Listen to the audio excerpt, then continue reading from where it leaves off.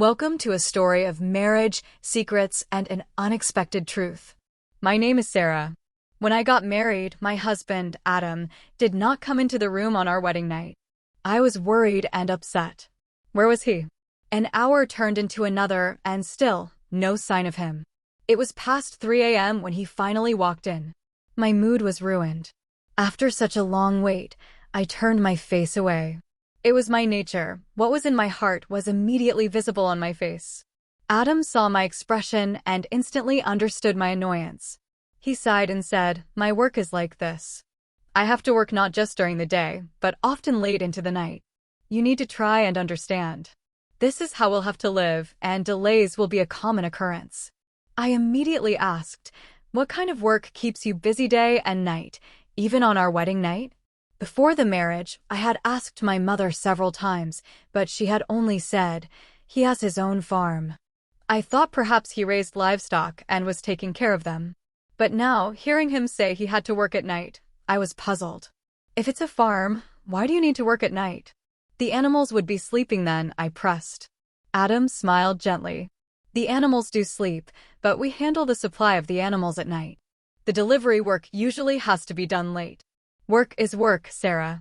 It has to be done regardless of the time, and we don't get many holidays. I fell silent. In this era of high costs and inflation, having a job, any job, was essential. My own father rarely took a day off, always fearing what would happen if he lost his job. Adam was right in his own way. That night, Adam was loving and kind, assuring me of his commitment. My annoyance faded. I felt happy to have married into a good family. Adam had no faults. He was well-mannered, and his family was prosperous. The next day, when I returned to my mother's house for the post-wedding traditions, my Aunt Lena was there. She looked at me and sneered. "Your mother chose quite a man for you, didn't she?" "What were they thinking?" she said mockingly. "We kept asking what the boy did before the wedding, but your mother kept quiet. We only found out on the day of the wedding what your husband's actual work is. Your mother didn't even care to tell us." I was astonished. "What are you talking about?" "My husband has his own farm. They are respectable, wealthy people." "Why are you saying such things?" My mother told everyone about the farm. There was nothing to hide. Aunt Lena let out a loud, scornful laugh. "Do you even know what kind of farm it is? Didn't he tell you?" I frowned. "A farm is for animals, Aunt. Cows, perhaps, or horses. It's an honorable business, his own business. The house is big, they eat well. I don't see any problem with it." Aunt Lena just shook her head. "Well, if you don't mind, then who are we to interfere? But your mother has completely embarrassed our family. We can't even show our faces in society. Who searches for a son-in-law like that? At least one should consider the family's social standing and the boy's profession. Your mother just closed her eyes and married you off, without thinking of the family's dignity or your own honor." After she left, I looked at my mother. She avoided my gaze, busy with household chores. The aunt's words stuck in my mind. Why is my honor involved in this? There must be something I don't know. I cornered my mother in the kitchen. "Mom, what was Aunt Lena saying? What kind of farm does Adam have that she feels so ashamed? They are such nice people. I don't know why she always has to find fault with everything." My mother stroked my head affectionately. "Don't take your aunt's words to heart. If she truly cared about us, she would have brought a proposal for her own son. She didn't. Now that you've married into a good family, she's just jealous. She expected us to suffer forever. Now that you've had a nice wedding with Adam, she can't stand it and is making up stories. Don't listen to her. Focus on building a good life in your new home." My mother's words eased my mind. My in-laws were lovely, and Adam was attentive. I concluded my aunt must be speaking out of professional jealousy and spite. 15 days passed. I observed that Adam was hardworking. He would leave early and often stay out late into the night. When I asked, he would just say, "The farm work requires constant care. A small mistake can lead to massive losses, so we have to be very careful." Then one day Adam said, "I have to go to a city called Shaikapura." "Shaikapura? Who is there?" I asked. "It's for the farm business. I need to deliver some goods there," he replied. "The price is very good right now. I just need to sell the stock and return. I want to come with you." I pleaded. He hesitated. What will you do there?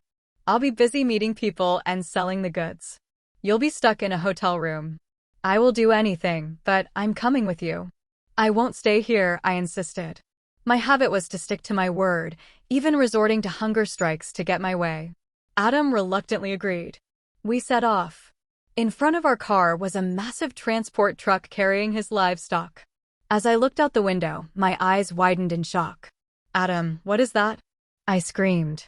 You said you were taking your stock to the city. Are those the farm animals? They are donkeys. He looked calmly at me. Yes. What did I say wrong? That's what I farm. My shock turned into anger. This is insane. Donkeys are not some rare, special animal that needs to be supplied like this. They are everywhere on the roads. Adam laughed. That was the old way of thinking.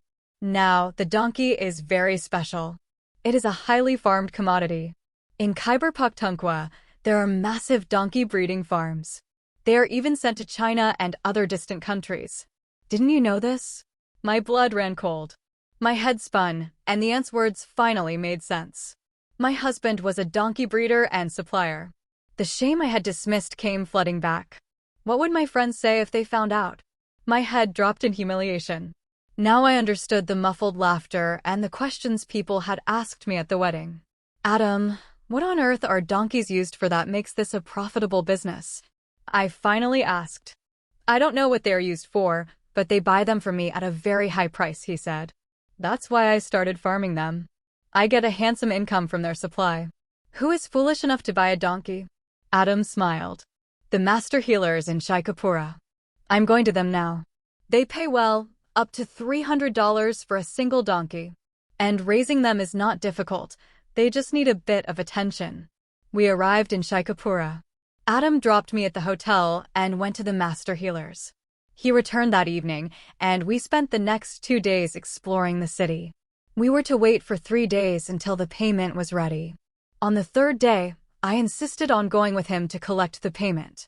I was exhausted and wanted to leave immediately for home. We arrived at the master healer's dispensary, and I noticed something strange. There was a huge crowd, but only men. No women were in sight. Adam went straight inside. I followed him, curious. Adam was furious. Why did you come in? Go sit in the car. But the master healer, an old man named Dr. Ilyas, saw me. He quickly offered me a chair and asked his assistant to bring me a cold drink. Shezad, he said, you've come all this way for the first time with your wife. You should have told me. We would have held a feast. Adam was embarrassed and explained he was just there for work. Dr. Ilyas stopped seeing his patients for a moment. I seized the opportunity. Doctor, you treat only men? Why are there no women here? He smiled. My treatments are very profitable, and the medicine I make is specifically for men, not women. So, women rarely visit here. Just then, Adam's phone rang, and he stepped out to take the call. This was my chance. I leaned forward and asked Dr. Ilyas the question that had been burning inside me. What is the real use of the donkeys that you buy? He smiled mysteriously. This is a secret, but since you are Adam's wife, I can tell you. He told me something I couldn't believe. If this were true, there would be no donkeys left in the world. I exclaimed. Dr. Ilyas laughed heartily. Indeed, the day is not far when they become very rare. But the truth is, the donkey's use was previously unknown. Now that it is, only those who can process it can use it. For most, it's just an ordinary animal. He lowered his voice and leaned closer. My dear, if you say so, I can give some medicine to Adam too. It might be helpful for you both. I blushed and quickly said, No, thank you, doctor. We don't need it. Adam returned, and after a short while, we collected the payment and left. On the way back, I was quiet, deep in thought. Adam noticed my silence. What happened? Did the master healer say something to you? I told him what Dr. Ilyas had revealed about the medicinal use of donkeys. Adam replied, Yes, I know. I've known for a long time. I didn't think it was appropriate to tell you everything, but you always have to dig to the bottom of everything. We returned home.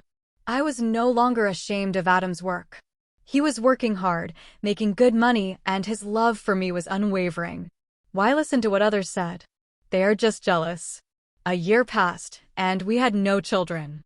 My mother-in-law began urging me to see a doctor for a checkup. Whenever we visited relatives, the first question was always about a child. I was longing for a baby too, but I knew asking Adam to get tested would hurt his pride. Then, Adam prepared for another trip to Shaikapura. I insisted on going with him, because I knew I needed to meet the master healer again. I had realized that the traditional medicine was our last hope. This time, I could not mention the problem in front of Adam. When Adam went to collect the payment, Dr. Ilias saw me. He greeted me warmly. I waited for an opportunity. Dr. Ilias cleverly created one. Adam, the batch of animals you sent has an issue. Go back and check the truck to ensure the others aren't sick. We need to be careful. Adam, being meticulous about his business, immediately hurried off. As soon as he left, I told Dr. Ilias my problem, but I said the medicine was for my brother. I explained the specific issue of low protein and sperm count. The master healer laughed and gave me a packet of capsules. This will cost you $50,000, he said. I usually sell this for much more, but you're Adam's wife, so I will give it to you cheaply. I won't take a profit. I gasped. I don't have that kind of money right now. Don't worry, he said kindly. Pay me when you return. When your brother is cured and becomes a father, you will see how powerful this medicine is. Don't worry about the money. I left with the medicine's small capsules. I told Adam they were vitamins the doctor had prescribed for strength. He didn't object. By the second month of taking the capsules, I was pregnant. Joy erupted in the entire household. My mother was overjoyed. My daughter, your fortune is so good. You have such a wonderful husband and in-laws. Now that you are becoming a mother, your place in this house is cemented forever. 9 months passed, and I gave birth to a healthy baby. I was grateful to Dr. Ilias, whom I still hadn't paid. After some time, Adam prepared for another trip to Shaikapura. This time, I went with him, carrying the $50,000 I had saved from my monthly household allowance. Dr. Ilias had invited me to meet him after hearing about the baby. I met him and silently handed him the money. We talked for a while, and I asked him how he extracted the medicine from the donkeys. Dr. Ilias explained that the donkey's hide contains a crucial protein called EGRV. This protein is so powerful it can treat many human ailments. The preparation is costly, and the donkeys are expensive. But this capsule cures more than just male weakness. It treats many skin diseases and aging issues. It makes people feel younger and stronger. He continued, we Pakistanis have abandoned our traditional remedies for Western medicine, but Western countries are now using our traditional methods. China, in particular, buys donkeys from Pakistan to run a huge industry, extracting protein from medicine and cosmetics, and using donkey milk to treat respiratory problems. We have this animal in abundance yet are deprived of its benefits. Hearing his words, I was astounded. Indeed, God creates nothing without purpose. The donkey, used for transport, held such amazing properties. I returned home with a settled heart. My husband was doing good work. I used to be ashamed of his profession, but now I was happy. Because of his work, many sick people were finding a cure. Today, my son is in my arms, and I live a happy life. Adam still runs the donkey farm.